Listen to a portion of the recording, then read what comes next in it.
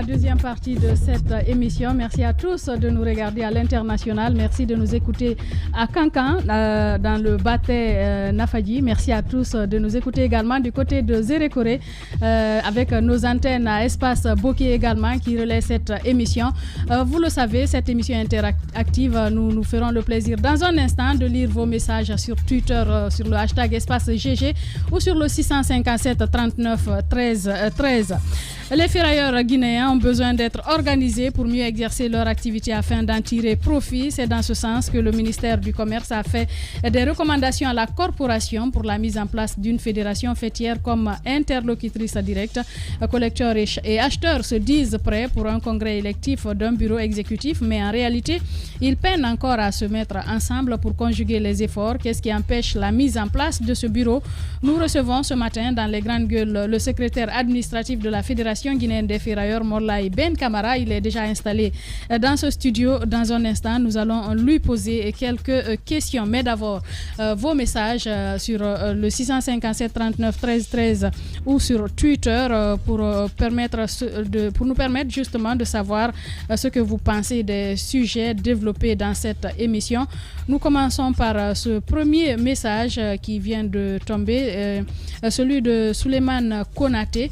Bonjour les GG et Souleymane Konaté de Dubreka. Bien sûr, croire à la dépénalisation des délits de presse aujourd'hui en Guinée, c'est faire preuve d'une grande naïveté. La paranoïa de la justice guinéenne serait comique si elle ne transpirait pas la haine de la presse et l'envie de la mettre au pas. Il ne faut pas se tromper, le régime cherche à étouffer toutes les voix discordantes dans notre pays. Total soutien à tous nos amis de la presse victimes de cette autre forme d'injustice. Souleymane Konaté donc qui nous écrit depuis Dubreka. Nous partons avec Poulo Toro de Lissan. Bonjour Madiadia et à toute l'équipe. Cette maladie est très dangereuse. C'est avec un cœur serré et les larmes aux yeux que j'écris ce message pour interpeller vraiment l'État à travers le ministre de la Santé et toutes les personnes de bonne volonté. Je vais citer ici ma maman chérie Adialimatou Dalen Diallo et tant d'autres pour sauver cette famille afin d'éviter la propagation de la dite maladie. Je suis Samo Poulo Toro de Lissan, un militant de l'UFDG donc qui nous envoie ce message. Nous partons avec cet autre qui vient de tomber, Sinani qui nous écrit: bonjour Diadia et à toute l'équipe, les GG. Merci à toute l'équipe des GG. Merci pour l'alerte et je suis optimiste que le ministère fera tout pour venir en aide à cette famille et chercher l'origine de cette maladie afin de sauver la vie des Guinéens car c'est une priorité du chef de l'État. Je profite pour souhaiter joyeux anniversaire à la meilleure des radios Espace FM. Nous partons avec cet autre message. Bonjour la plus lionne des radios. Moi c'est Saïdou Yaouki depuis Kindia. La condamnation des journalistes, cela démontre que la justice guinéenne n'est pas indépendante. Joyeux anniversaire à la radio École. Chapeau à vous. Donc c'est Saïdou Yaouki qui nous écrivait. On va essayer de voir sur Twitter ce qu'il en est avec Vladimir Poutine également, qui nous envoie les tweets qui tombent à l'instant. On va, en attendant donc, continuer. Voilà, on va y aller avec ce premier qui nous écrit sur Twitter. C'est Mamadouri Bari. Bonjour les GG et bonjour à Madame Hiro, la grande dame d'Espace TV. Joyeux anniversaire à vous. On vous souhaite plus de bonnes choses et de réalisme dans vos projets. Vraiment, Espace TV a invité les médias guinéens et africains, qu'est-ce qu'il dit? À innover, voilà, à innover au niveau des médias guinéens et africains. Chapeau à vous depuis Dakar. Nous partons avec cet autre, Intime Diaby, l'enfant de Kourou. Bonjour les grandes gueules. Madame Hiro, la liberté de la presse est l'un des principes fondamentaux des systèmes démocratiques qui reposent sur la liberté d'opinion et la liberté d'expression. Mais cette liberté d'expression n'existe plus et chaque année, la Guinée ne fait que reculer. C'est l'avis donc de Intime Diaby qui nous écrit sur Twitter. Cissé Bakongo nous écrit également sur Twitter. Bonjour les GG. Avec une justice affiliée à la bourgeoisie, pensez-vous que les journalistes seront à l'abri? La seule chose qui vous reste à faire, c'est votre solidarité corporationnelle, certainement veut-il dire. Levez-vous et battez-vous, que rien ne vous arrête. Bon anniversaire à la radio et merci à vous pour tout. Hashtag Espace GG. Nous partons avec Mohamed, le politologue. Bonjour Madame Hiro, merveilleux anniversaire à Dafo Média, la plus lionne des radios. La condamnation de ces journalistes est un vrai recul judiciaire. Aucun journaliste n'est au-dessus de la loi, mais dès lors qu'il y a une loi, la L02, et je pense que c'est pas normal. Certainement, il veut dire qu'on se serve du code pénal. Nous partons avec Saïdou Oumar Bolé qui nous écrit également. En allant de la politique, en allant de la politique, les syndicats, les chefs religieux et autres, la presse est l'une des entités que ce régime n'a pas encore réussi à diviser. Soyez beaucoup plus unis parce que votre avenir en dépend. Force aux journalistes de nostalgie. #espace GG. Ousmane Le Noble nous écrit également. Bonjour à toute l'équipe. Ce verdict prouve à suffisance que la Guinée est envahie par des juges parapluies, par la compétence. Force à la presse guinéenne. Emmanuel Kant nous écrit également, #espace GG, bonjour les grandes gueules, demandez à la famille est-ce qu'ils ont consulté le service de dermatologie de Donka, c'est le seul service habilité à les prendre en charge ici en Guinée, l'information est donc passée. Nous partons avec Damarov, toutes 4 camarades. Compliqué. Bonjour à tous. Il faut que l'État vienne en aide à cette famille car c'est comme cela que les épidémies commencent par une famille. Je ne comprends pas du tout ce tweet. Nous partons avec le tweet donc de Mamadouri Ibari qui nous écrit bonjour les GG et bonjour à Madame Hiro, la grande. Je pense qu'on a lu ce message. On va lire quelques SMS reçus ici. Bonjour Espace TV, je vous kiffe depuis Sigiri, bon anniversaire à vous. C'est Moko le Daishikan qui nous envoie ce message donc depuis Sigiri. Bonjour Madame Hiro, je demande à Dr Sakoba d'aller au secours de cette famille à Kagbelem pour leur sauver la vie, signé par Ahmed Saïdou Sangaré depuis Sanoya. Merci et bonne journée, il le dit. Cet autre SMS, salut les grandes gueules, dites à cette famille de se procurer des feuilles de... Bon, quand même, on ne va pas relayer cela ici. Ils n'ont qu'à simplement partir à l'hôpital. Bonjour les bestes des médias en Guinée. Je vous écris depuis Matam. Je tiens à vous informer qu'au moment où je vous parle, dans le district de Kiri, il n'y a toujours pas d'infrastructure dans cette localité. Un reportage qu'on a évidemment relayé ici dans le grand format du grand direct de l'actualité. Bonjour le best des médias en Guinée. Je vous écris depuis Matam. Je tiens à vous informer qu'au moment où c'est le même message que nous venons de lire, nous partons avec ces autres messages qui tombent au même moment. Bonjour la team des GG. La dépénalisation des délits de presse n'est que sur papier. Le clan mafieux veut faire taire tous ceux qui ont une voix contraire. Excellence Baldé le Guinéen qui nous écrit. Bonjour la plus lionne des radios, moi c'est Saïdou Yaouki, on a lu ce message. Bonjour les GG. Madame Hiro, la liberté de la presse est l'un des principes fondamentaux. On a également lu ce message, je pense qu'il faut continuer cette émission. Nous avons Daouda Mohamed Kamara, on a notre invité dans ce studio, il est confortablement installé, Monsieur Morlaï Ben Kamara, bonjour, bienvenue. Bonjour les GG. Allez-y Daouda. Oui, vous êtes le secrétaire administratif de la Ferrerie en Guinée. Aujourd'hui, beaucoup de voix s'élèvent, vous préparez le congrès ou vous ne vous entendez pas. Comment vous préparez d'abord le congrès? Merci de me recevoir ce matin au GG et je vous souhaite les meilleurs vœux du monde. Que Dieu bénisse les GG. Merci, amen. Et joyeux anniversaire. Merci. Je suis venu ce matin pour expliquer aux acteurs de ferraille la situation qui prévaut. Parce que sans l'organisation, on ne peut pas vivre dignement de notre métier. Raison pour laquelle Son Excellence, Monsieur le Ministre, au cours d'une audience qu'il a bien voulu accorder aux acteurs de ferraille, il a fait une recommandation à la Direction nationale du commerce intérieur et de la concurrence de mettre en place un cadre de concertation entre les acteurs de la filière. Nous sommes composés des collecteurs, des acheteurs, des exportateurs et des industriels. Et au jour d'aujourd'hui, Au départ, on n'avait pas compris le ministre. Oui, parce que quand les réglementations n'étaient pas respectées, il a fait une suspension de l'exportation de la ferraille. Mais nous, on n'avait pas compris. On a réagi, on a fait des manifestations.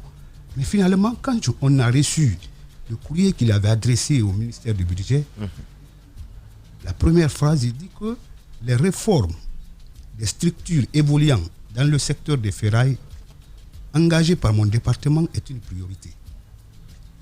Donc, et à l'époque, chaque association évoluait à vase clos. Mais cette fois-ci, on demande la fusion de toutes les associations. Est-ce que c'est là, aujourd'hui, à quel niveau vous êtes actuellement, avec cette fusion? toutes les associations, les 3 associations qui sont à l'origine. Dans le secteur, M. Camara, est-ce que vous vous entendez? C'est quoi le souci? Pourquoi vous tardez à mettre en place le bureau? Je reçois un message là à l'instant. Bonjour les GG, c'est Djibril Diallo, président de Covemug. Nous les ferrailleurs, nous avons besoin de notre congrès. Les ferrailleurs ont trop souffert.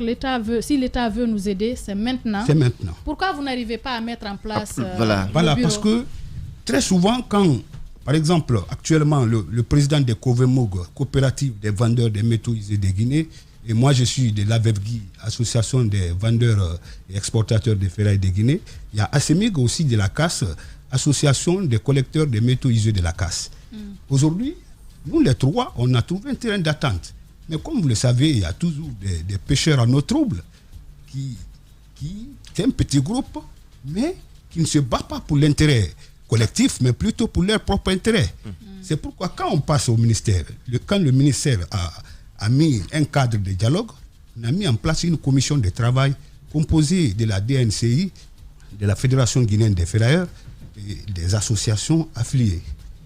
Moi, j'ai fait partie de cette commission et on a travaillé avec le ministère pendant 1 mois, 2 semaines. Et aujourd'hui, au jour d'aujourd'hui, on a fini tous les travaux et qu'on a adressé une lettre au ministre pour lui dire que nous sommes prêts pour le congrès. On a même proposé la date du congrès, c'était le 12 passé. Mais très malheureusement. Décembre. Le 12 janvier. Le 12 janvier. Nous sommes le 15 aujourd'hui. Nous sommes le 15 aujourd'hui. Mais très malheureusement, le ministre n'a pas donné son appréciation encore. On n'a pas reçu de réponse. Donc, quelque part, le congrès ne s'est pas encore tenu, pas parce qu'il n'y a pas de mésentente dans l'organisation, mais parce que tout simplement, le ministre n'a pas donné suite. Il nous demande de s'identifier, c'est-à-dire le recensement biométrique, voici ma carte biométrique, et on invite à tous les acteurs aujourd'hui de se faire recenser. Pour la traçabilité, c'est extrêmement important. Parce qu'on a connu beaucoup de troubles dans cette activité. Avant, il y avait des pratiques de certains exportateurs. Sans l'organisation, on ne peut pas déceler. Donc, quelque part, pour enchérir un peu ce que vous êtes en train de dire, si aujourd'hui, si le ministre n'a pas donné suite à votre courrier quelque part, c'est parce que ce qu'il vous a demandé n'est pas toujours fait. Vous parlez de recensement biométrique des gens de la filiale. Quelque part, vous l'avez fait. Est-ce que les autres aussi l'ont fait? Oui, bien sûr. On a un grand effectif aujourd'hui qui s'est enrôlé.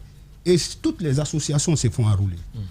La base de leur fiche. Moi, ma question, elle est toute simple. Vous parlez de pêcheurs en eau trouble. Vous parlez de personnes qui ne seraient pas en faveur de cette union.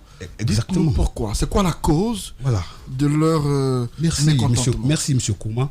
Parce que la direction a demandé des critères pour toutes les associations qui doivent présenter des candidats. Chaque association dépose son statut règlement intérieur, plus la liste des membres et son agrément. Mais très malheureusement, nous, on a un élément qui, au cours des élections préliminaires à la base, pour retenir un candidat, il n'a pas été élu. C'est M. Moussa Bangoura qui a été retenu à l'AVEVGI. Aussitôt, il est parti, il a fait des faux papiers pour présenter une autre association. Il est dans la course. Et quand il a fait le dépôt au ministère, les cadres ont fouillé et ont vu que l'agrément, c'était un récépissé d'agrément. Ce n'était pas un agrément correct. Donc, on a... Mais attention, quand on parle de récépissé d'agrément, les récépissés donnent autorisation à une organisation de pouvoir exercer une période précise. Oui, bien sûr. Donc, dans la période, c'est que l'association a autorisation d'exercer. Ou bien, M. Camara, normalement, le récépissé permet à la personne... Non, mais ce n'est pas, comment dirais-je, un récépissé correct. Même en voyant... Il n'était pas correct? Non, pas du tout. C'est pourquoi les cadres l'ont rejeté. Ils ont dit que non, c'est les associations dûment agréées qui doivent aller à la course. D'accord. Parce que c'est la première fois qu'on organise un congrès digne de nom et on a envie de mettre en place une fédération représentative. Monsieur Camara, moi j'ai bien envie de comprendre. Est-ce que l'existence de cette nouvelle fraction qui vient poser problème pour le congrès ou le manque de réactivité du département? Ça ne pose aucun problème à l'évolution des choses parce que nous, on a fini le travail, la commission a rendu compte au ministre et puis on attend sa réaction. Alors, qu'est-ce qui bloque? Bon, aujourd'hui, on a rendez-vous avec lui. Micro. Ça veut dire que tout va bien? Oui, vous allez tenir tout va bien parce qu'ils nous ont ouvert les yeux. Ils sont là pour nous aider et ils nous ont montré que l'organisation, sans l'organisation, on ne peut pas devenir quelque chose. Je me rappelle que quand on vous a reçu dans ce studio, il n'y a pas très longtemps, bien sûr. Vous étiez là pour dénoncer une pratique avec Odav Multi-Industrie. Oui. Vous les accusiez à l'époque de s'accaparer du monopole, d'avoir le monopole d'achat des métaux et tout cela. Est-ce que ce souci a été résolu? Parce que ça a été résolu parce le ministre est devenu brusquement très bon parce que un bon samaritain. Oui, bien sûr. Vous avez de bons mots à son égard ce matin, ce qui n'était pas le cas la fois dernière. Exactement. Dites-nous entre-temps, qu'est-ce qui a changé? Qu'est-ce qui a fait que brusquement le ministre est devenu un ange alors que hier c'était le démon? Merci M. Kourouma. Et le ministère, on ne l'avait pas compris. Parce que, oui, bien sûr. Alors, la simple phrase, on n'avait pas compris. Ça pousse à le comprendre. Mais non, pas. Quand on a lu la lettre et on a fait aussi nos investigations, on s'est rendu compte que ce n'est pas le monopole, mais plutôt un problème de réglementation. Parce que les exportateurs, beaucoup n'étaient pas en règle vis-à-vis de l'État. Et il y a beaucoup d'exportateurs, d'ailleurs, aujourd'hui on a ce souci au niveau des exportateurs, des sociétés d'exportation. Parce que depuis que cette activité a commencé, la Guinée a connu 47 sociétés d'exportation. Mais aujourd'hui, il n'y a que 7 ou 6. Vous êtes combien au total, vous, les ferrailleurs? Les ferrailleurs, nous sommes aujourd'hui à 30% de la population. Bien, pour terminer, 30%? Combien? Oui, bien sûr. Sur chaque 100 personnes en Guinée, il y a 30 ferrailleurs. Ça, selon nos statistiques, bien sûr. Combien exactement? Bon, c'est à Conakry ici. À Conakry ici, nous sommes 800 personnes. Bien. Alors, votre message justement à l'endroit de votre corporation en 1 minute pour terminer. Bon, le message que je vais transmettre aux acteurs des ferrailles, c'est d'observer, comment dirais-je, la bonne organisation pour qu'on finisse avec les mauvaises pratiques du passé. Emporter les cailloux dans les conteneurs et autres, tout ça, c'est parce qu'il n'y a pas d'organisation. Mais si on est organisé, on peut devenir quelque chose. Je voulais au moins ajouter quelque chose, c'est extrêmement important, rapidement. On a des soucis au niveau des sociétés d'exportation parce que c'est des sociétés, ils peuvent travailler avec les Guinéens pendant longtemps et finalement ils peuvent disparaître comme ça, même sans règlement, sans avertissement. Et ça s'est répété 1 fois, 2 fois, 3 fois. Et aujourd'hui, on parle de monopole selon la question de M. Kourouma. Ce n'est pas le monopole. Mais avec la naissance des unités industrielles, ça a donné un ouf de soulagement aux acteurs. Il n'y a pas ce souci, dire que j'ai envoyé les ferrailles, j'ai le problème d'argent, c'est là comme avant. Avant, tu pouvais traîner à cause de l'argent, du paiement jusqu'à 1 mois. Mais aujourd'hui, avec les unités industrielles, même si c'est 1000 tonnes, vous débarquez, on te paye. Vous débarquez, on te paye. Donc c'est un ouf de soulagement. C'est un secteur de développement. Le message que je vais dire à l'État, comme nous faisons la ferraille, qu'on nous laisse la gestion de la ferraille. Et l'État a l'obligation de protéger les investisseurs étrangers et les garder dans un environnement sain et sécurisé. Bien. Mais, monsieur... Nous sommes prêts à aller au Congrès et nous demandons au ministre du Commerce de bien vouloir diligenter notre dossier afin qu'on aille maintenant au Monsieur Congrès. Boubacar Bari Bigop, bien entendu, le message est passé. Monsieur Morlaye Ben Camara, je rappelle que vous êtes le secrétaire administratif de la Fédération guinéenne des ferrailleurs. Oui. Merci d'être passé dans ce studio. Merci. Les grandes gueules continuent.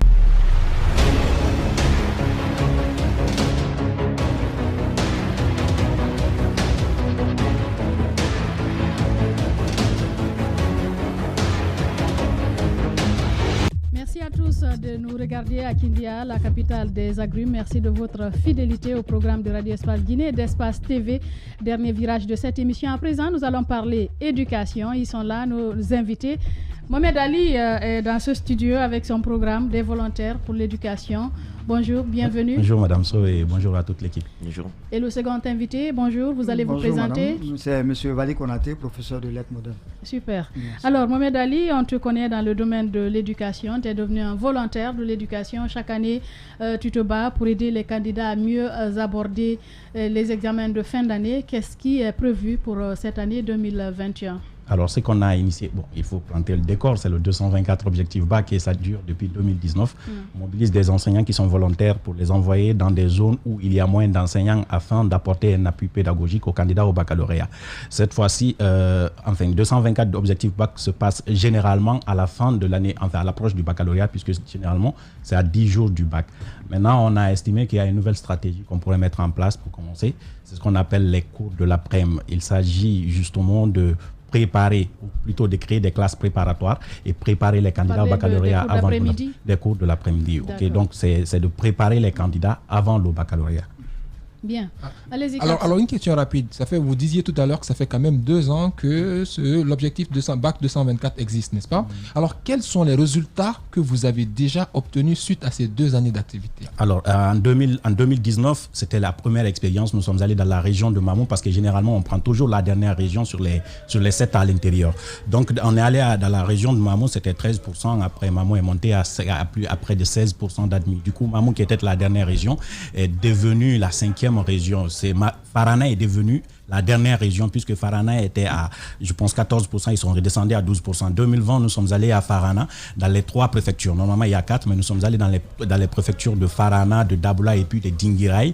Et cette année, Dabola n'est plus la dernière préfecture. Dabola est à la 5e place, je pense. Mais pour le moment, on n'a pas tous les chiffres par région.